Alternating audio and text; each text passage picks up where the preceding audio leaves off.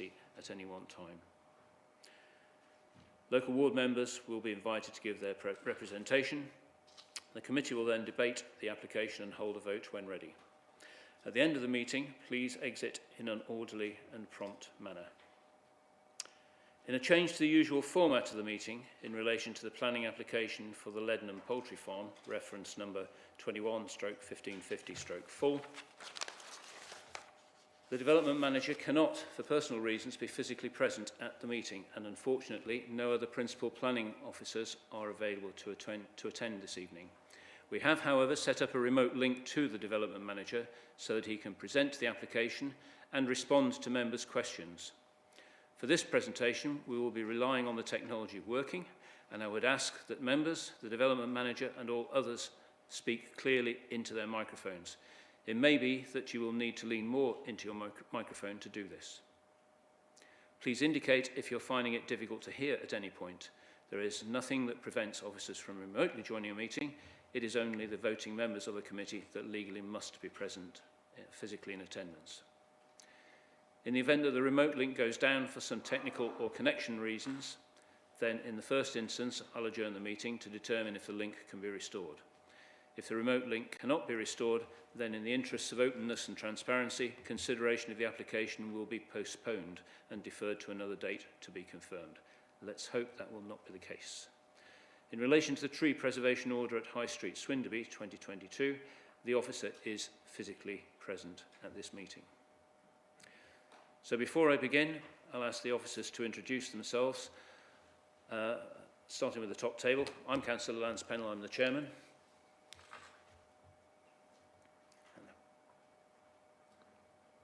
Okay. Yeah. Hannah Charlish, Democratic Services Officer. Mark Williams.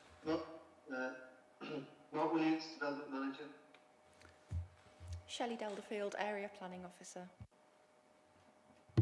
Michelle Hoyles, Compliance and Enforcement Team Leader. Martha Rees from Legal Services Lincolnshire. Cheryl Cropley, Democratic Services Officer. Okay, thank you very much. And now to the agenda. Item number 1, apologies for absence and filling of casual vacancies. Do we have any, Cheryl, please? Thank you, Chairman. We have 3 substitutions this evening. Councillor Wright is in attendance for Councillor Burley. Councillor Brand is here for Councillor Corey. And Councillor Shanahan-Cluth is in attendance for Councillor Eckert. Thank you very much. As Councillor Burley is not here this evening, we'll need to appoint a Vice Chairman for this meeting only. Do we have any nominations? Councillor Wright. Thank you, Chairman. Can I nominate Councillor Mrs Terry, please? Thank you. Do we have a seconder? Seconded, Chairman. Thank you very much, Councillor Carrington. Are there any other nominations? In that case, Councillor Mrs Terry, could you please join us at the top table? And you'll need to bring your microphone.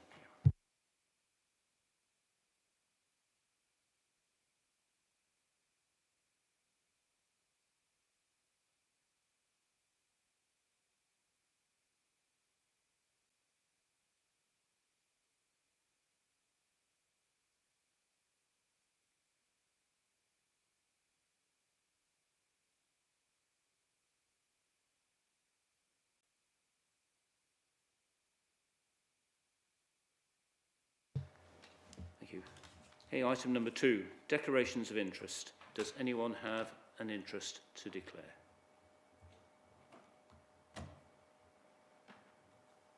Okay, no one has indicated, but as a reminder, if anybody realises during the proceedings they have an interest to declare, please indicate and we will... Oh, Councillor Mrs Overton. Thank you. I have been at the Parish Council meeting at Brent Bruton where the item was discussed, but stated no view. Thank you. Okay, thank you very much. So if there's anybody else, as I was saying, if you realise that you have an interest to declare, please indicate and we'll get your interest declared. Item number 3, questions. Do we have any questions from members of the public or members of the council? None received, Chairman. Thank you very much. Item number 4, minutes. To approve, for accuracy purposes only, the minutes of the meeting held on Tuesday the 15th of March 2022. Pages 7 to 14 in the agenda. Does anyone have any comments on the minutes? Thank you. Is that seconded? Councillor Wright, thank you very much. All those in favour, please show.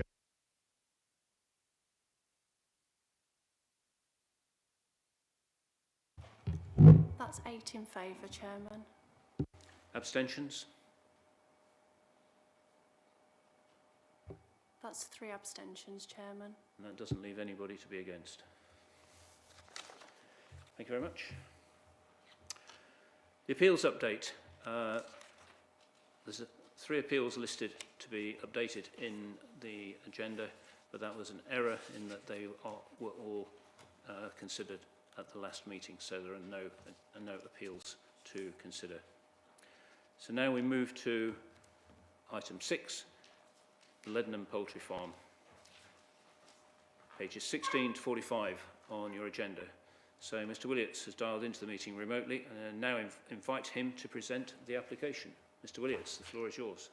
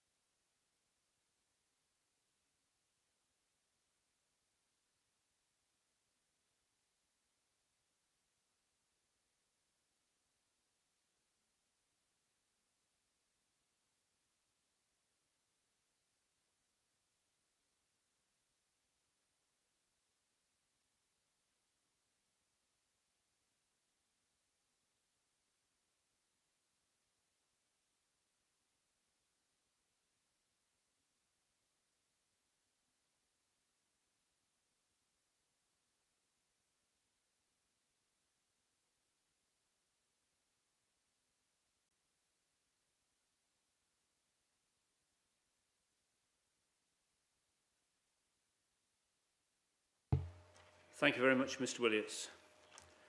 We have registered speakers for this application, so I move us out of formal session to allow them to speak.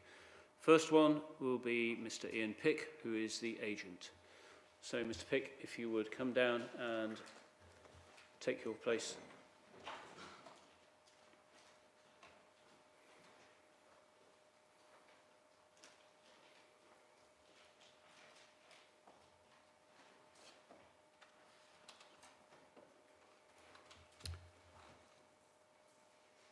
And if you switch when you get your microphone on, it's the right hand. Yep, that's in. And when you're ready, you have 3 minutes. Mr Chairman, members, thank you for the opportunity to speak. This type of planning application for a poultry unit is extremely complex, with significant rules and regulations which we are required to comply with both from planning and environmental agencies' environmental permitting regulations.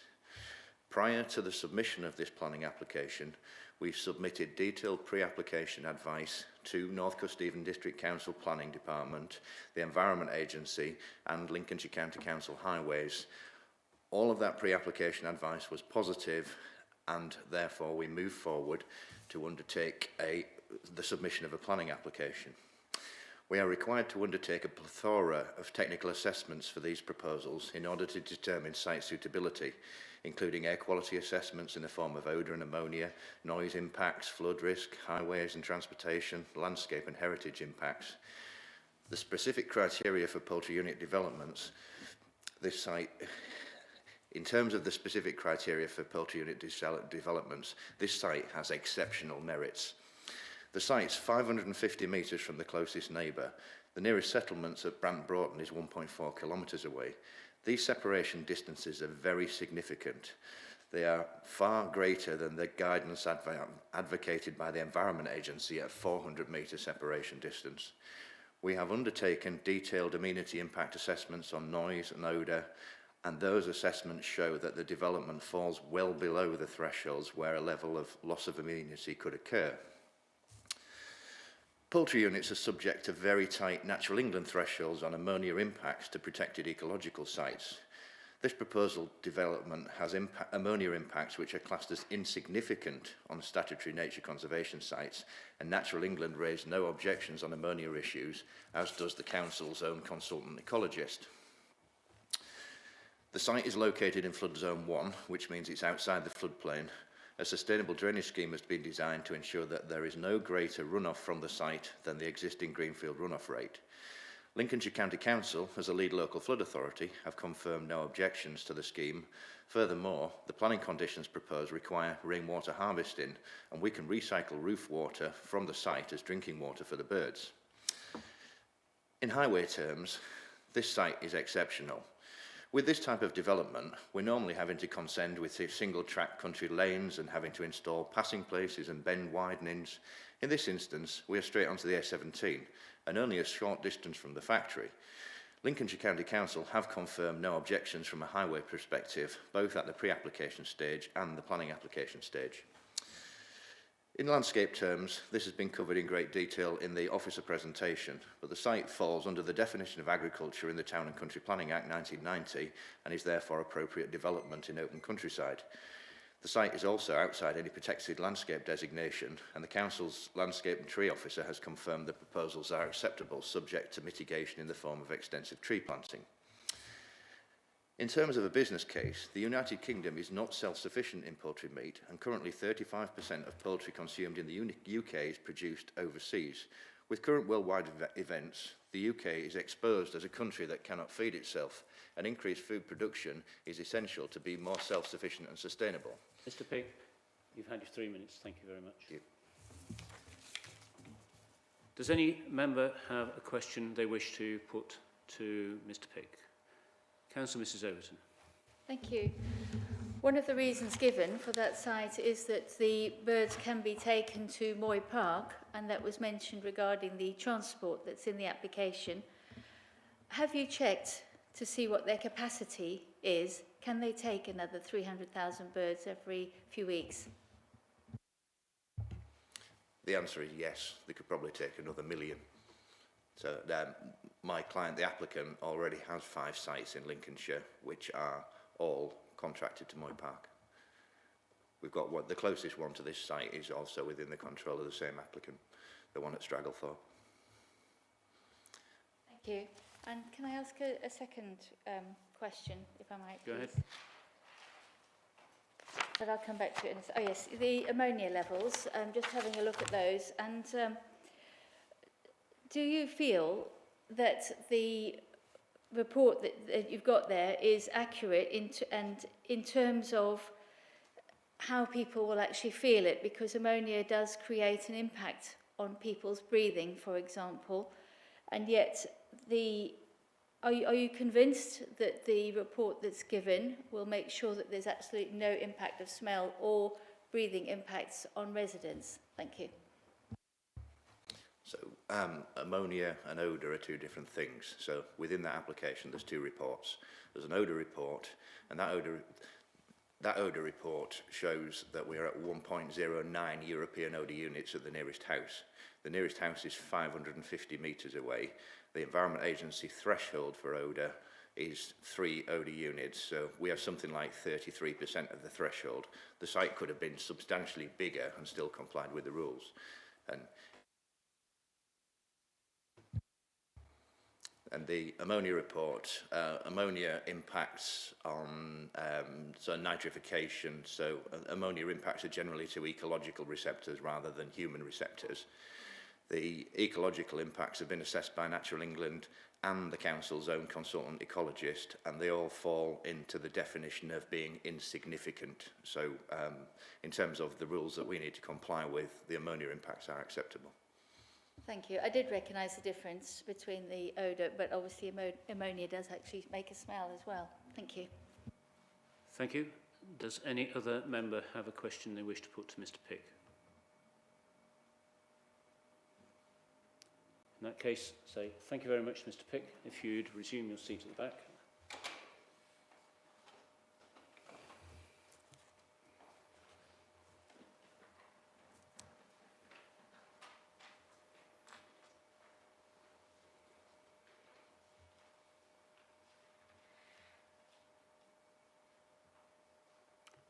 So the next speaker we have is Jane Salmon. So if you would like to come, take the seat down here.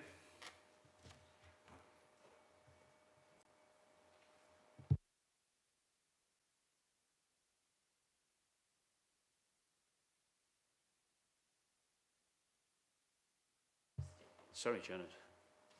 Right. So if you put the microphone on, that's the right-hand button.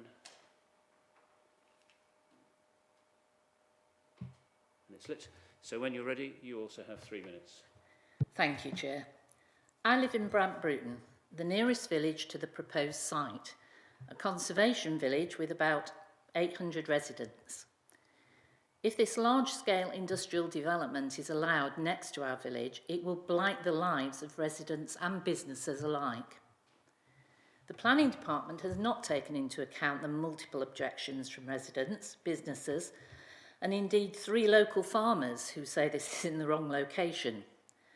They've not addressed any of the concerns raised, nor suggested any further investigations, saying that the submissions meet national guidelines. We are hoping this committee can look at the local issues involved. The developers accept that this site will cause pollution and an intrusive smell, in fact including in the presentation that we heard from the Planning Department. Due to air pollution, smell and ammonia impact from 300,000 chickens, it's accepted by the applicant themselves that the site needs to be well away from what they call sensitive receptors. I believe that includes human beings. This is stated in Mr. Pick's letter of the 4th of February, but they're stating repeatedly in different documents and to the local press that the site is in a remote rural area, a very remote area, a considerable distance away from settlements does not make it true. It isn't. It's less than a mile away from Brant Bruton, as stated many times 550 metres from the nearest house, and only 2 fields away from 2 tourist sites. a camping and touring caravan site and a glamping site on the outskirts of Bruton. Businesses that rely on good reviews for their trade and bring in hundreds of visitors to the area and support the village shop and the village pub. The documents produced by the developers may have been designed to show that the site meets national guidelines, but it doesn't meet the guidelines in the Central Lincolnshire Local Plan, namely, to minimise pollution. It doesn't. That the location of the enterprise would not result in conflict with neighbouring uses. It does. To promote tourism, well, it definitely doesn't, and it could be it will be a detriment to the two businesses there. To support a diverse economy, it doesn't. That all development should preserve or enhance the character of a conservation area, that's us, and it doesn't. There is a precedent for refusal, a similar unit in a similar area.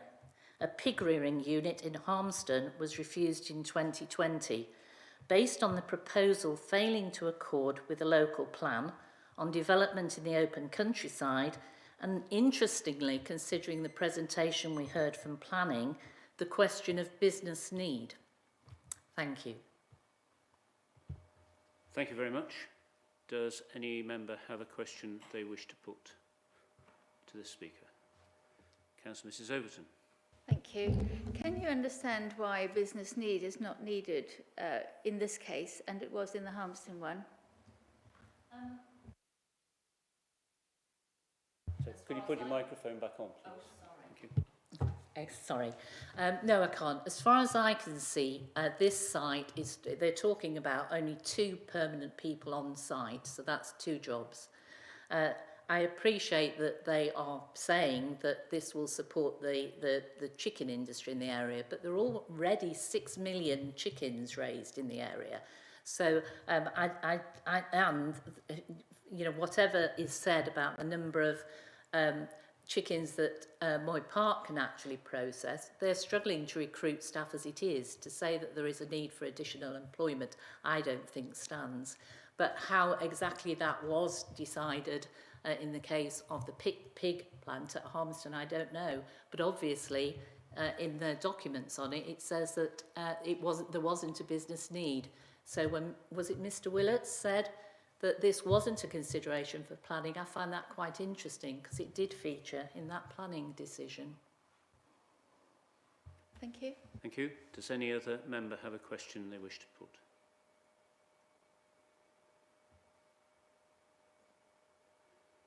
In that case, say thank you very much if you'd resume your seat. Okay, thank you for Thank your you. time.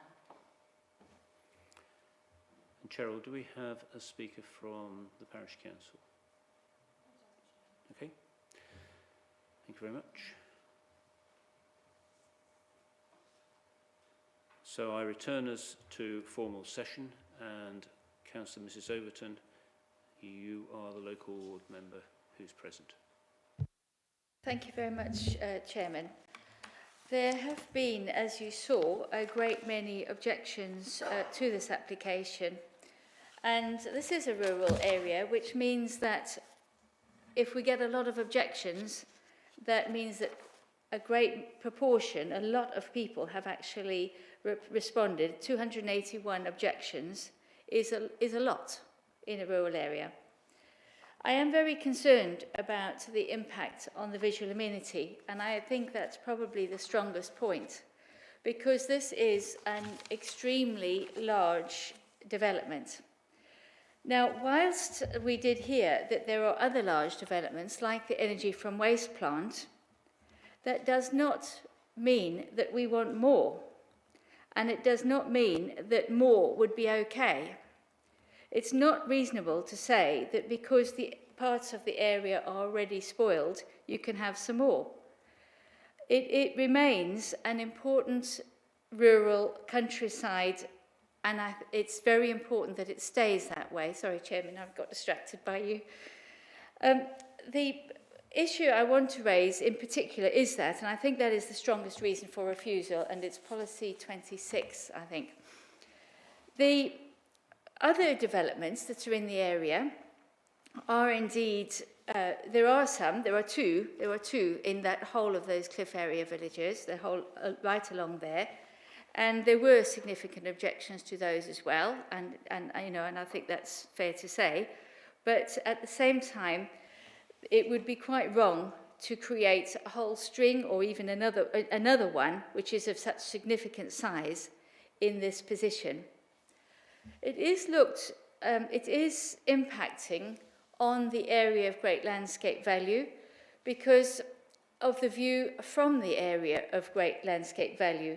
It is close, and the area is not a single line along the railway line, obviously. It is a strip of land, which is actually remarkably close to this development. So I do think it has a strong adverse impact on that area of great landscape value, looking from the area, and has a significant impact on the view and the whole appearance and character of that part of the countryside. And for that reason, I think it should be refused.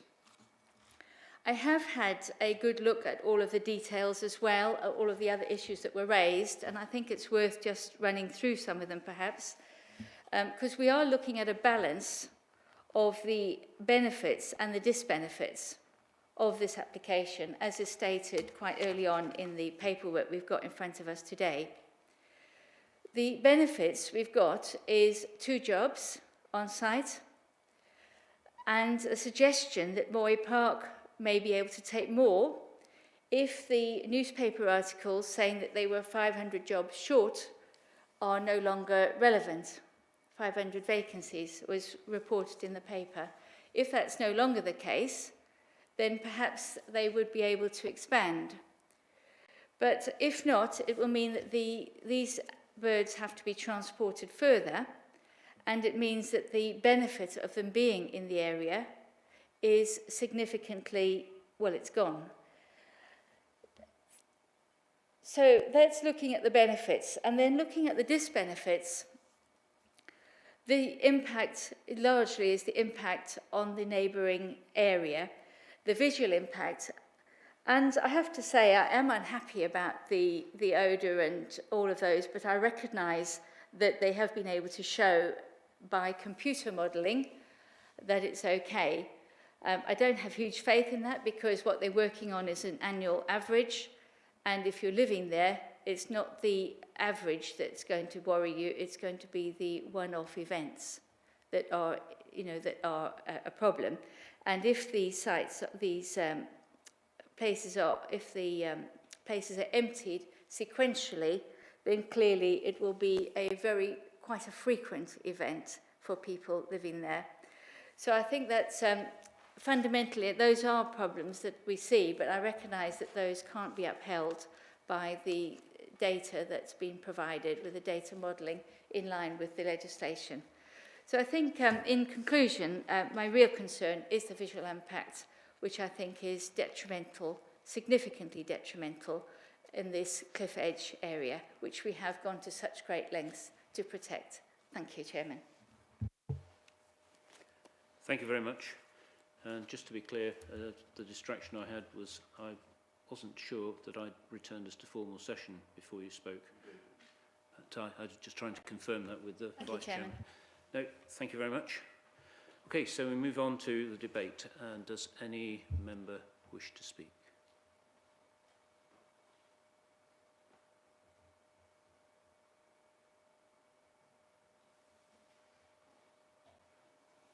Councillor Boston.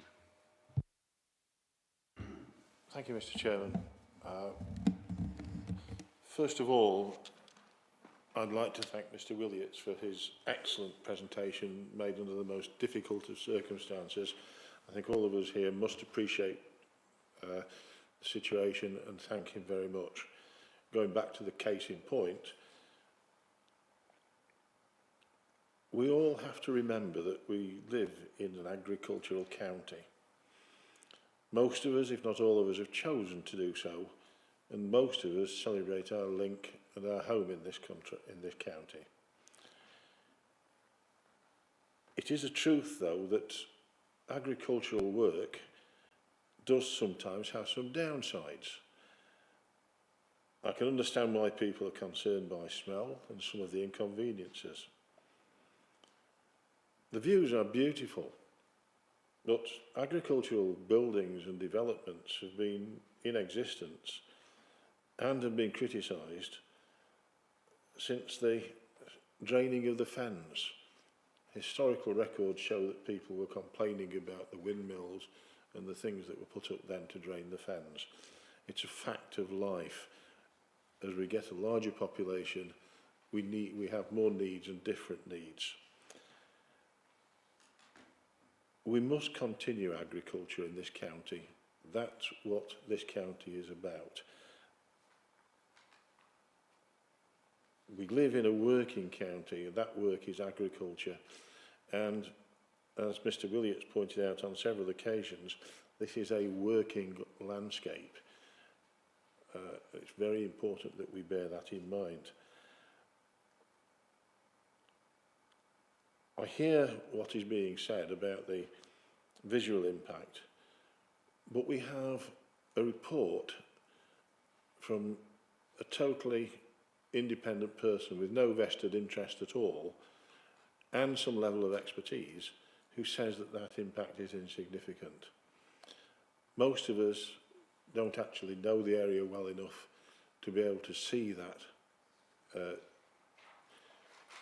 actual impact and envisage what it will be. Therefore, we have to rely on experts. I can fully understand the situation.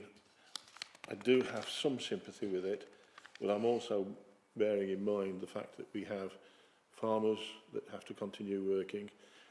I'm also very conscious of the fact that if we were to turn this down, particularly based on the very comprehensive report done by our officers, we would be at risk of an appeal and risk of possibly significant costs. I'm aware of that, but that doesn't actually form part of my proposition, and my proposition is that we do accept it. Thank you very much. So you're proposing that we accept the officer's recommendation as published. Is that seconded? Councillor Carrington. Councillor Carrington, I understand that you also wished to speak. Yes, thank you very much, Chairman. And can I start by seconding Councillor Boston's comments about the report before us? It's an excellent report which distills what is a very complex case. I think we often think housing cases, big housing cases, are the most complex we can deal with. Actually, big agriculture raises just as many complexities and sometimes more. And I think this report distills those complexities with a combination of thoroughness and clarity, which is very much to be praised. And also thank Mr. Williams, under difficult circumstances, as we know, because I think the visual tour which he gave us was also very important for considering some aspects of this. Chairman, I'm not going to go through all the material planning considerations, but I'll try and organise my remarks around what I think are the key factors in the decision, the reason why I'm content to second Councillor Boston's proposal. As far as the principle is concerned, we should remember that both in our own local plan and in overarching national guidance, the development of sustainable businesses is absolutely central to planning policy. And particularly in my mind are paragraphs 84 and 85 of the NPPF, the framework, which specifically deal with rural economic development. And this is, in my view, as a matter of principle, bang on the money in terms of local plan and national guidance.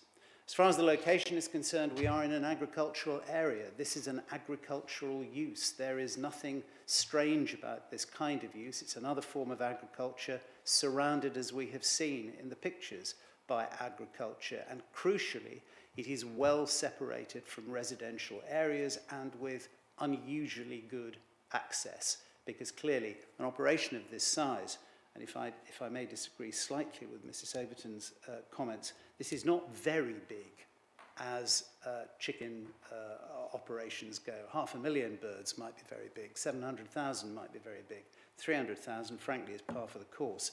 But it does need excellent access, and it has it.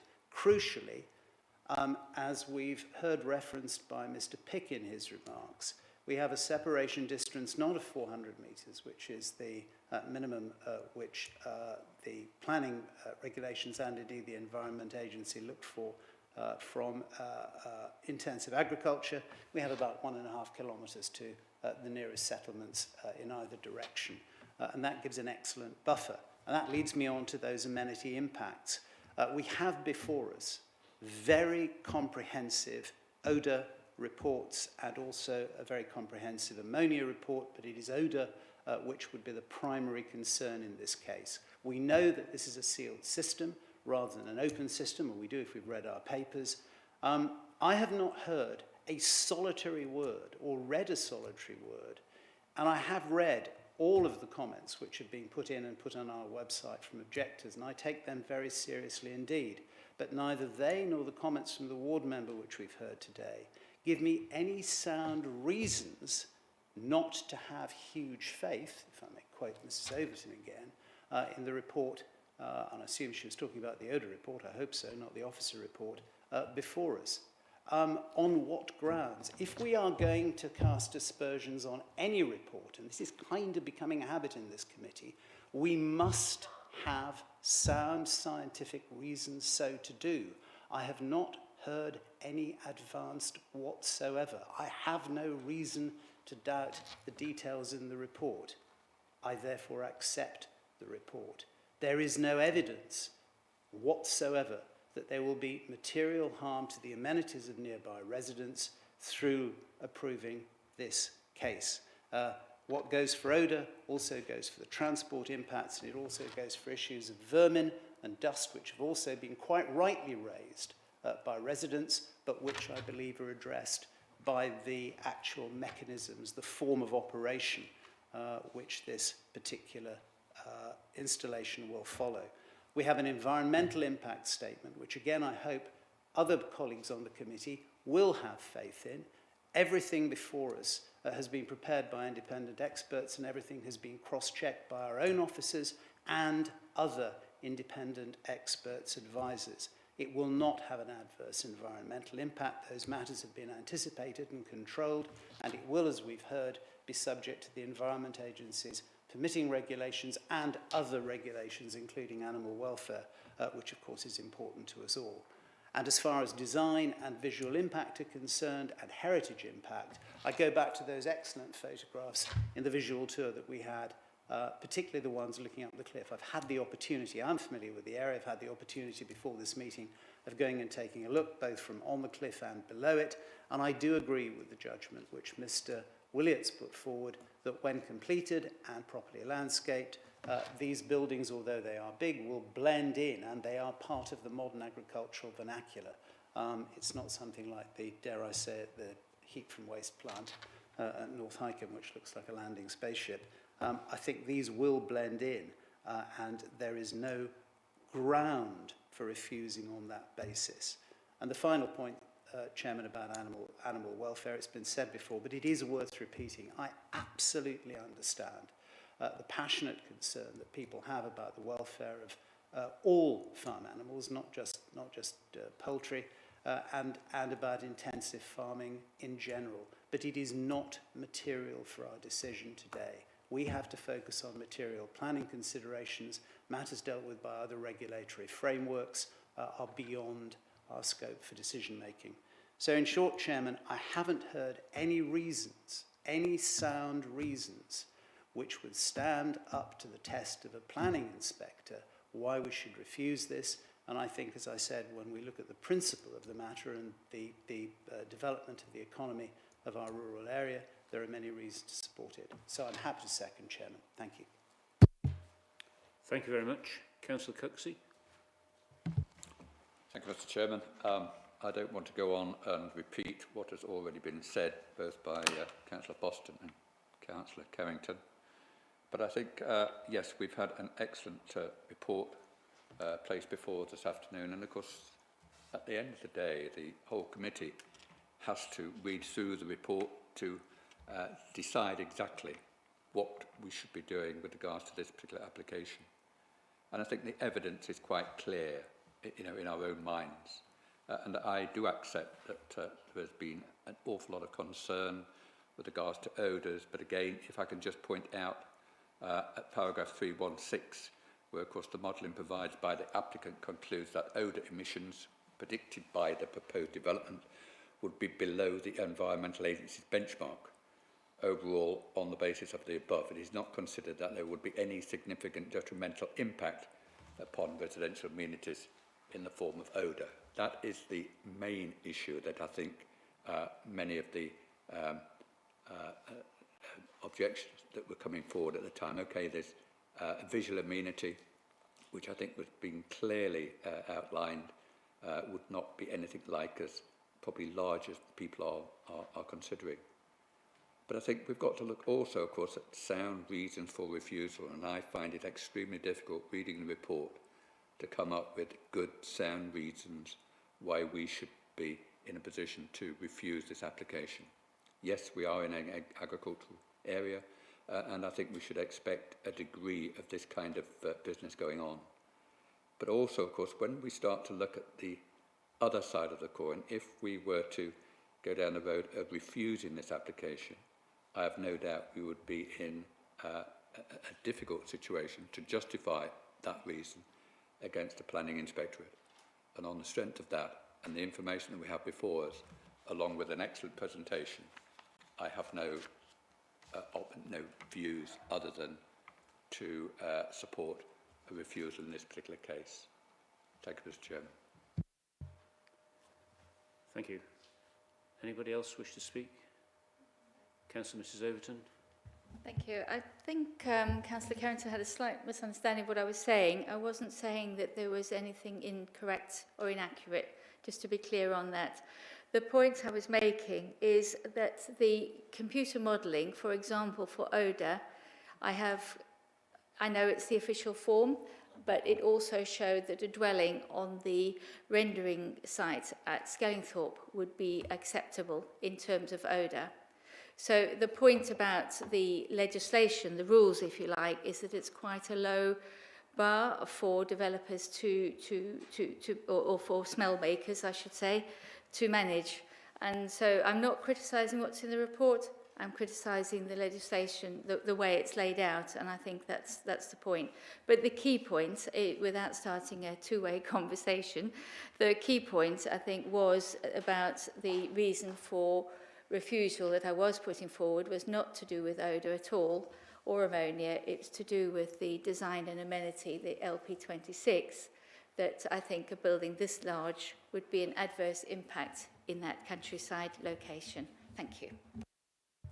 Thank you. Councillor Carrington, briefly. Thank you, Chairman. Mrs Overton may not wish to start a two-way conversation, but it's something she is never shy of doing. And I have to put her mind hopefully at rest. I understood very clearly what she was saying. She was speaking, as the taped record will show, in the context of the odour report, and her words were, and I quote them because I wrote them down, that I don't have huge faith in the report. Don't have huge faith. The point that I'm making, Chairman, is that when anybody says that without evidence, it is simply a slur on people who are not here to defend themselves, and it undermines expert reports which are brought before this committee and those other experts who evaluate them, assess them, and make sure that they are sound in order that they can then be presented to members here. Anything that undermines that must be accompanied by sound scientific evidence, and that is what was not required. Moving the goalpost to talk about other things to do with Skellingthorpe and other applications and visual impact, that's not what I was referring to. I was referring to a specific comment on the odour report, and I very much hope that all members of this committee, and I'm not singling out any individual, and I put myself in this category too, will always be absolutely careful that if we disagree or have doubts about or little faith in a particular scientific report, we will justify that with sound evidence and argument. Thank you, Chairman. Chairman, could I have a legal ruling, please? Have I broken the rules? Thank you. Chairman, I didn't say that anybody had broken the rules. Therefore, is it in order for Mrs. Overton to ask the question, the leading question, which she has asked. I made no suggestion that anybody had broken a rule. I simply asked that all of us, me included, were careful always to provide evidence if we disagreed with a scientific or technical report. Thank you. Martha, do you have a comment to make? Thank you, Chairman. I don't consider there's anything unlawful or illegal with what Councillor Mrs Overton has said, but I don't disagree with the comments of Councillor Carrington, and I echo his warning to all members that when making comments in respect of determining applications, that they do ensure the comments they make could stand up to scrutiny should they go to appeal. Thank you, Chairman. Thank you. Does anybody else have a question they wish, a point they wish to make, or a statement they wish to make? In that case, I've had it proposed and seconded that we accept the officer recommendation as published. All those in favour, please show.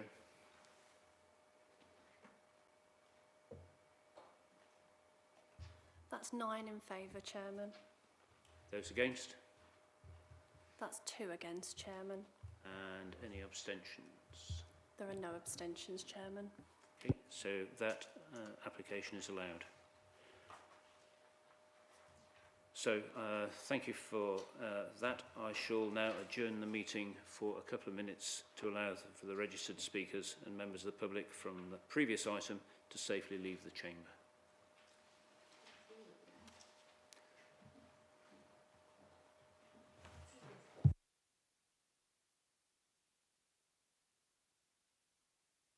Yep.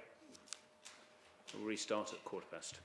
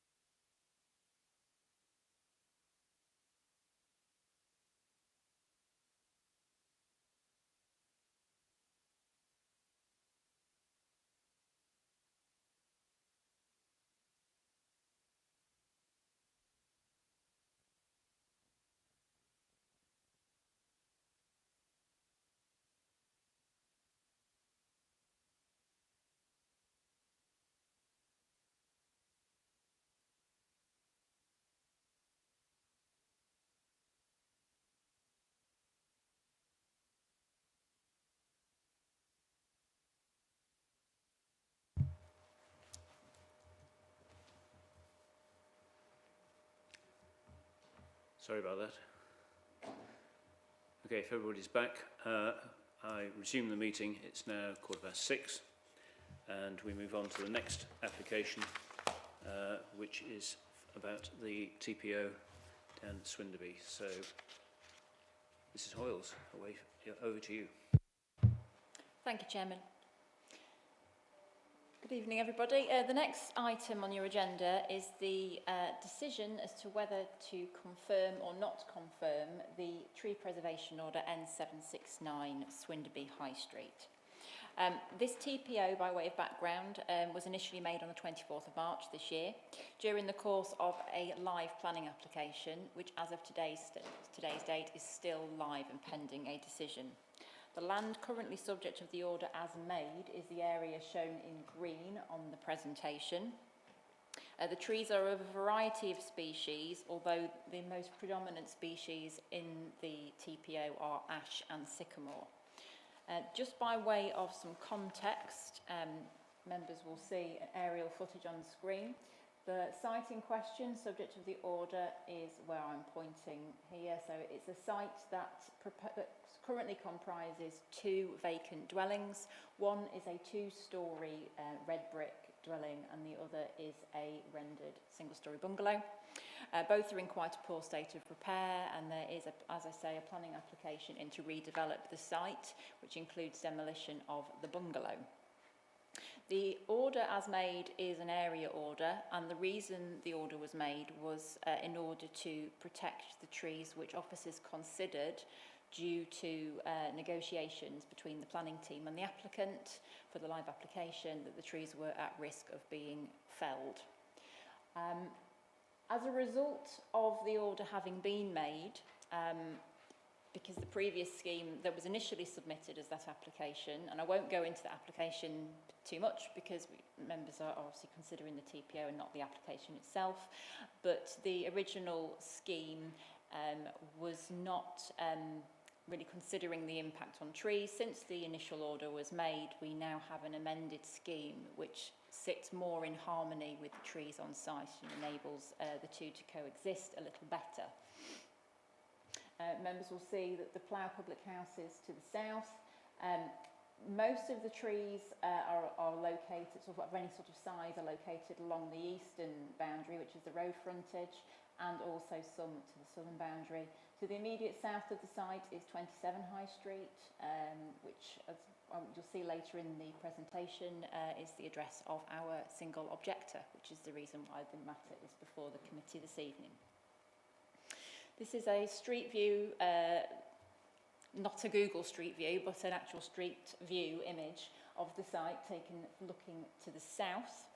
So the 2-storey red brick building, which is part of the application, is now proposed to be extended and then brought back as a dwelling.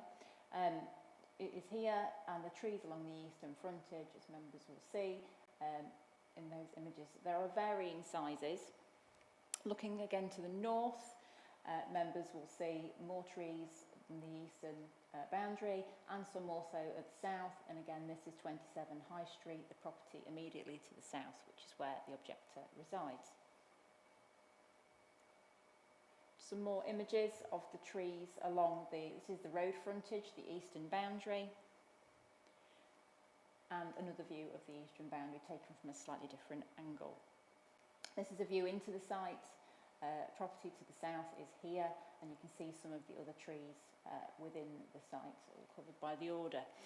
Members will see that there are trees of varying sizes within the site. Because of the trees believed to be at imminent risk, we used the area designation to make the TPO. Members will have seen similar orders brought before the committee in the past. The area order is ideal for emergency situations where you need to get the TPO made quickly in order to safeguard the immunity of trees that otherwise would be lost. It is, however, not a long-term appropriate safeguard for trees, and trees that have the area designation when made, if an order is confirmed, it needs to become either an individual designation or a group, etc. Which brings me on helpfully to this next slide. The trees highlighted green are those which are proposed for inclusion in the modified order, which is Appendix B in the reports pack. The assessment of the trees after the order was made, the trees that aren't highlighted green were found to have been in actually quite poor condition. Appendix D, which is in the reports pack, lists those that aren't edged green, the reasons why the tree officer has recommended that these trees aren't included. Generally, it's the result of their poor health. Some of them it's because the trees are too close together, so their form is quite poor. Others is that you can't see them, and for TPOs, the key overriding factor that we have to be able to justify is visual public amenity, so trees that you can't see are very difficult to justify protection. And finally, some of them have undergone inappropriate maintenance in the past, which has affected their longevity. So the proposed modified order that's before members this evening contains 7 trees, of which they are listed as one group, and the plan appended to the proposed modified order is shown on the screen, and you can see that the area has been reduced from the area order to the grouping that aligns with where those trees are located. Turning then to objections, we received one objection from a neighbour to the south of the property.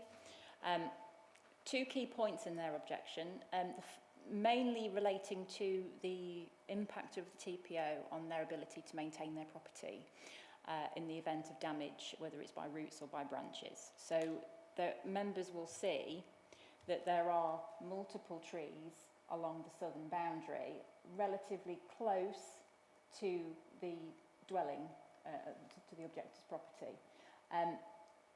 There's concerns about branches overhanging and whether they are capable of being effectively maintained if there's an order in place. And similarly, there is a group of Leylandii conifers here, which which the objector was concerned about penetration by roots and the ability to maintain boundary fencing. In response to that, like we've seen in similar cases brought before the committee, the purpose of a tree preservation order isn't to prevent any work being undertaken to trees, it's to safeguard the trees against inappropriate works or felling. So where trees are overhanging neighbouring property and there are genuine concerns about damage, consent can be applied for, free of charge to the council for those works, and such consent will not be unreasonably withheld if there is a justification for it.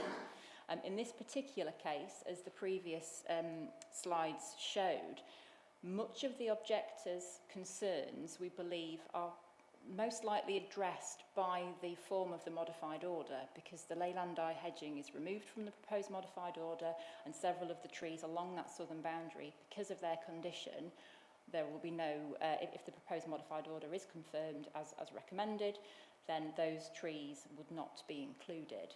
There will be some trees, there's a couple towards the back edge of the objector's property that would be covered by the order, but some of them on that stretch are removed. So this is the final slide. I hope that gives members an overview of the circumstances. In summary, the TPO was made due to the trees being considered under threat of imminent removal. The area order was imposed. Following that initial area order, the trees were assessed and 7 trees were found to be justifiable to retain in a proposed modified order. We've duly considered the objections made by the objector. The tree owner hasn't objected.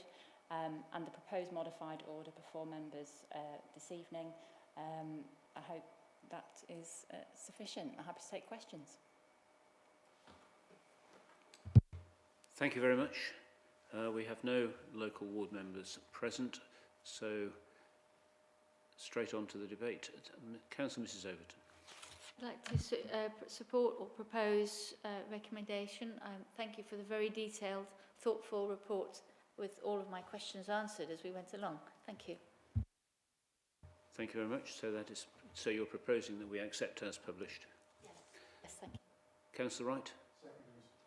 Second, Mr Chairman, I agree with it. There's a very clear report. Doesn't really leave that much room for discussion. Thank you very much. Does anybody else wish to speak?